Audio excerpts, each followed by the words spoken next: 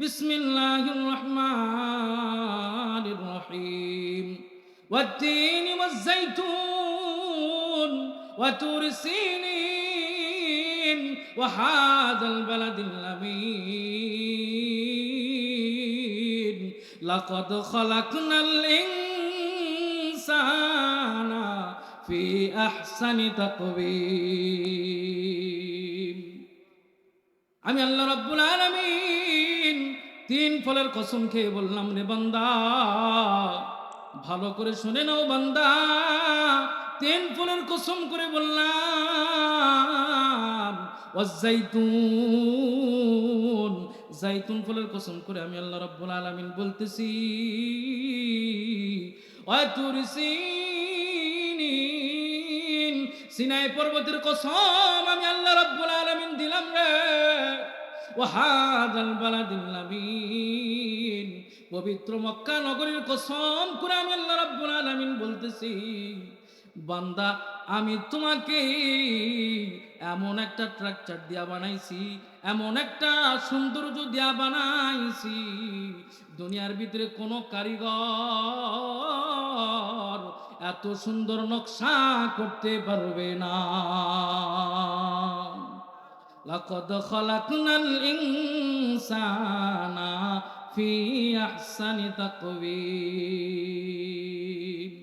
পৃথিবীর কোন কারিগরের ক্ষমতা নেই বান্দা এক ফোঁটা নাপাক পানির ভিতরে এত সুন্দর নকশা করে দেখাবে।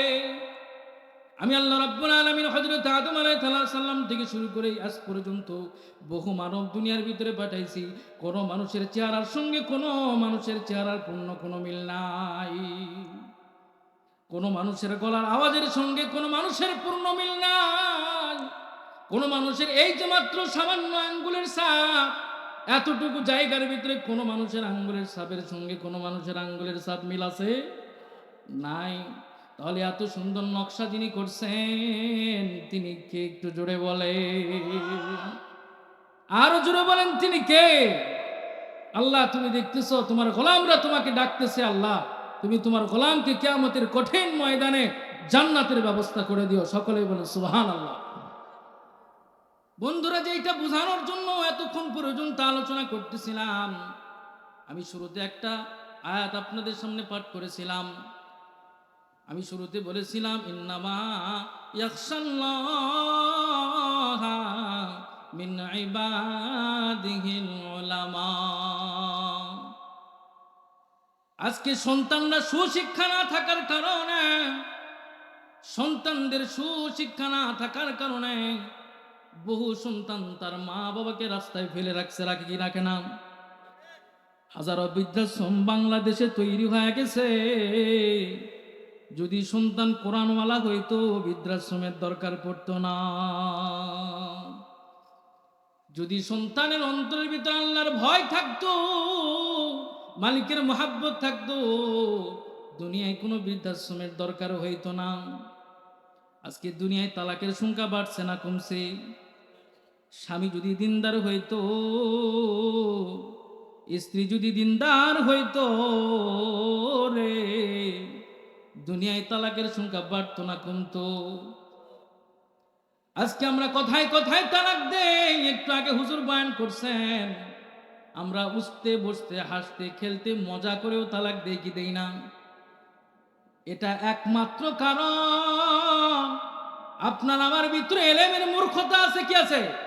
আসমানি এলেমের মূর্খতা আছে। যদি আমি দুনিয়ায় হাই কোয়ালিটির ডিগ্রি অর্জন করেছি, ডক্টরেট নিয়েছি এবং হায়ার এডুকেশন পড়ার জন্য, উচ্চভাবে শিক্ষা গ্রহণ করার জন্য বিদেশে গেলাম, কিন্তু ঘরের বারান্দায় মুয়াজ্জিন সাহেব ডাক দেয়া বলতেছে, আয় রে কলিজার টুকরা সন্তান আয়, আমি একটু তোমাকে শিক্ষা দেই। আলহামদুলিল্লাহ রাব্বিল আলামিন। এই শিক্ষা নেওয়ার জন্য সন্তান আসে নাই, বাবা মাও সন্তানকে উদ্বুদ্ধ করে নাই, বাধ্য করে নাই যে তোমাকে শিখতে হবে। আজকে ইংলিশ পড়ানোর জন্য সন্তানকে ইংলিশ মিডিয়ামে রাখে। সন্তানকে ধরলে বলে, বাবা একটু বলো দেখি ইংলিশ ছড়া, টুইঙ্কল টুইঙ্কল লিটল স্টার, কত সুন্দর করে ছড়া বলতেছে। আপনি একটু জিজ্ঞেস করে দেখেন আপনার সন্তানকে, বাবা তুমি একটু সূরা ফাতিহার তেলাওয়াত করো তো। একটা সূরা তেলাওয়াত করতে গিয়া জায়গায় জায়গায় আটকায় যাবে, জায়গায় জায়গায় ভুলে যাবে, জায়গায় জায়গায় ভুল পড়বে। এর একমাত্র কারণ আল্লাহ পাকের ভয় আমাদের অন্তরের ভিতরে নাই। আমরা আমাদের সন্তানের অন্তরের ভিতরে আল্লাহর ভয় ঢুকাই নাই। আল্লাহ বলেন আপনার সন্তানকে মুফতি বানান, মুহাদ্দিস বানান, আপনার সন্তানকে বড় আলেম বানাতে হবে, এটা বলে নাই। কিন্তু আমার নবী ডাক দেয়া বলেন তলাবুল ইলমি ফরিদাতুন আলা কুল্লি মুসলিম ও মুসলিমাতুন, প্রত্যেকটা নর এবং নারীর জন্য ইলমে দ্বীন শিক্ষা করা ফরজ। কি ফরজ? কতটুকু শিক্ষা করা ফরজ? যতটুকু শিক্ষার মাধ্যমে আমি নামাজ পড়ব, নামাজের ইলম আমাকে শিক্ষা করা কি ফরজ? আমি ব্যবসা করব, ব্যবসার ইলম শিক্ষা করা আমার জন্য ফরজ। আমি এখন রোজা রাখবো, রোজার ইলম আমার শিক্ষা করা কি ফরজ?